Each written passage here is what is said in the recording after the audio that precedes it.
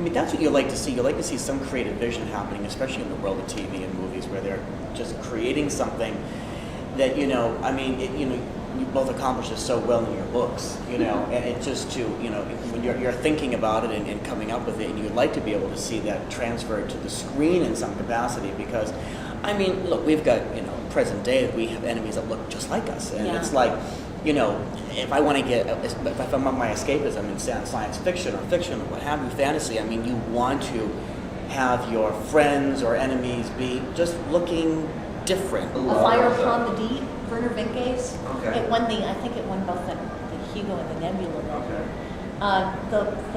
The ones that I liked the best from the book were these dog-like creatures that actually had group minds.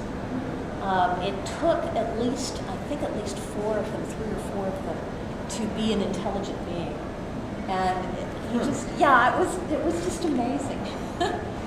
I like the short fiction, like from Analog. I think there's a lot of great stories about some new, you know, some different types of aliens. There's one from L. Ron Hubbard, the Writers of the Future.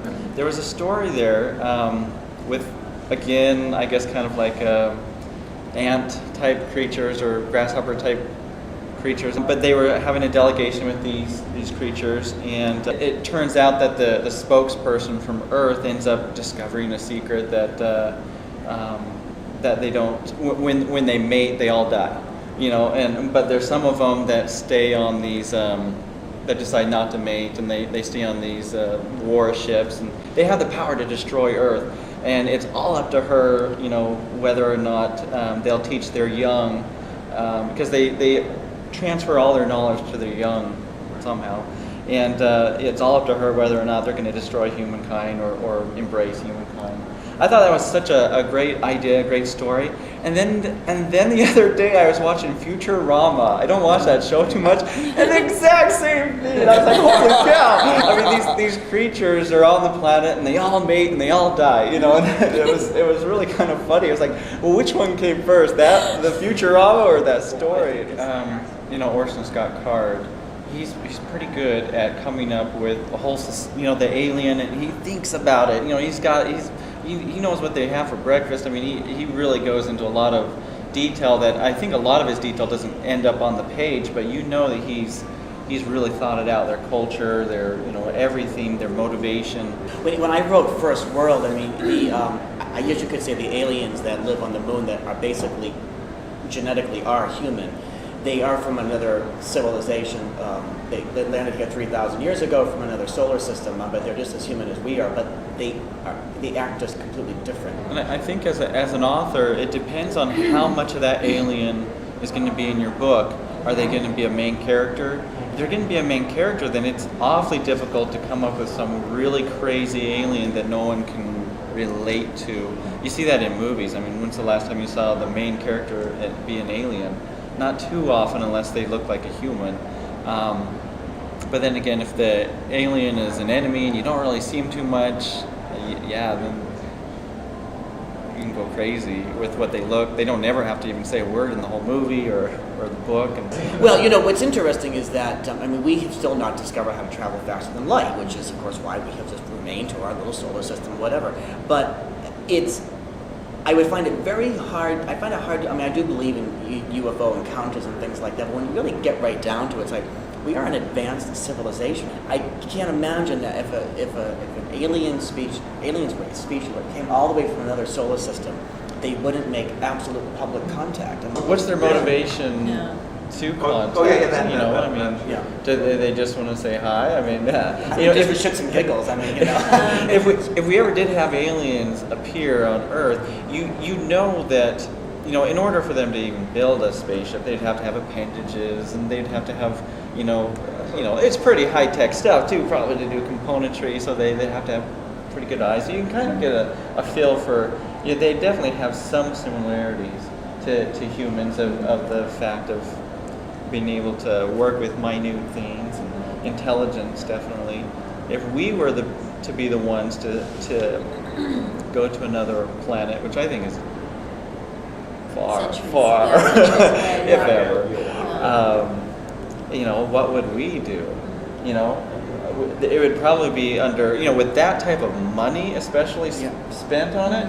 There's no way the worldwide government would want to ruin the spaceship by having them land and get destroyed in the first conflict. day. Yeah, I'm sure they would spend forever watching them and looking at them and debating, hey, is this $1 billion worth it?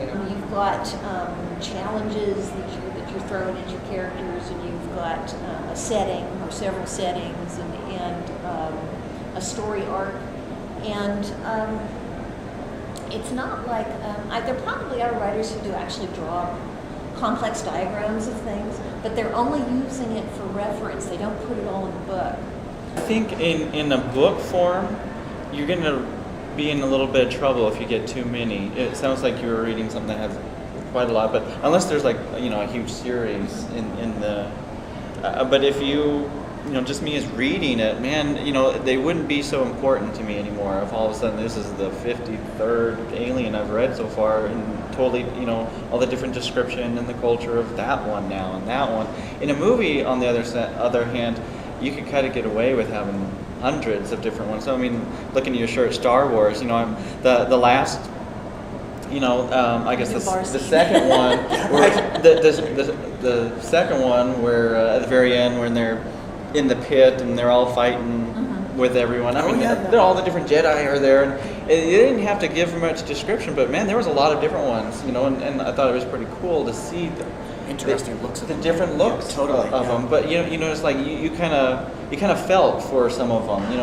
They never said a word, they didn't say anything, but it's like they just showed a close up of one of them, and you're like, I like that one. I think movies can get away with having lots of different aliens, but me personally, I think there is a limit. For instance, if I were to write just not a science fiction or a fantasy book, just a book about the Earth, how many different countries would I put in there? The different cultures. I think if I started talking about 50 different countries in that book, and I think it might be a little too much. Yeah. Basically, you got to make them real, and I think that's a gut level thing. That's a Got to make the reader care about it. That's a real person. That's a real alien. Or else they think, oh, you're just throwing a few lines at me, and I don't believe it. One of the experiences that people have going culture to culture is that you have assumptions and things about particular group that are supposed to be true, and then you meet up with somebody and talk with them, and all of your assumptions get exploded. Star Trek does some things beautifully, and then other times you've watched the episodes going, oh my, what are they thinking? Reverse the whole. Yeah, exactly. Oh, they had a budget of $4 on this. So here you have an alien race that you're never quite sure what it looks like visually. You just know what it does.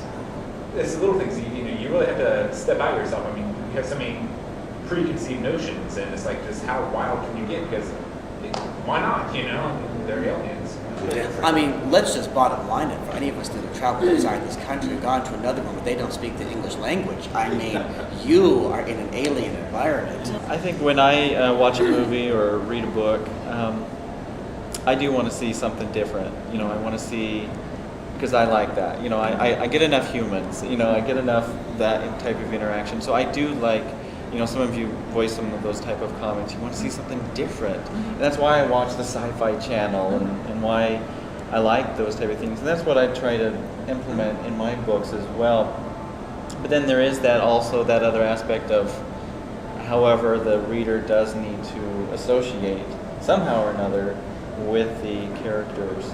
And so there is kind of a balance on both sides. And enemies, it's easy to get them to, they can be weird and all crazy, but the good guys, a lot of times they do have to be a little bit more human for us to relate to them, but not always.